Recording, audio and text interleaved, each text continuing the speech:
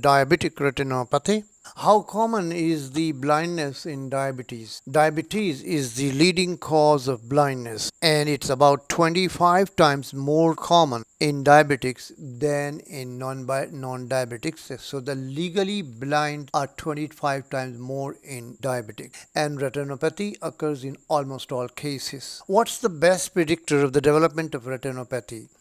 The duration of diabetes and the control of hyperglycemia.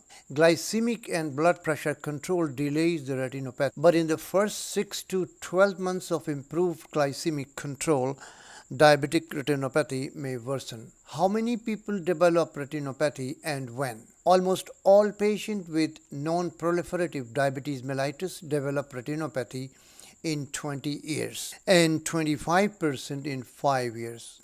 And when does non-proliferative diabetic retinopathy develops? The non-proliferative diabetic retinopathy develops after 10 years of the disease. So the two forms of the diabetic retinopathy, a proliferative one and a non-proliferative one.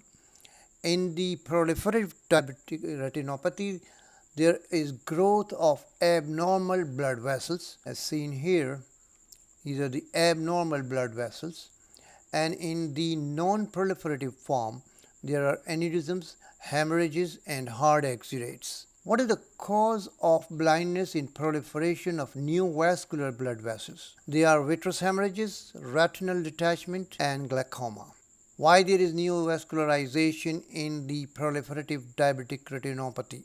Hypoxia is the hallmark of the proliferative diabetic retinopathy. These blood vessels rupture easily and cause vitreous hemorrhages, fibrosis, and retinal detachment. What is the cause of retinal ischemia? Loss of retinal pericytes, increased retinal vascular permeability, alteration in the retinal blood flow, and abnormal retinal microvasculature, all of which leads to retinal ischemia. More severe the non-proliferative diabetic retinopathy, the more the proliferative diabetic retinopathy within 5 years of diabetes mellitus. And what's the treatment? It's the pan-retinal laser photocoagulation.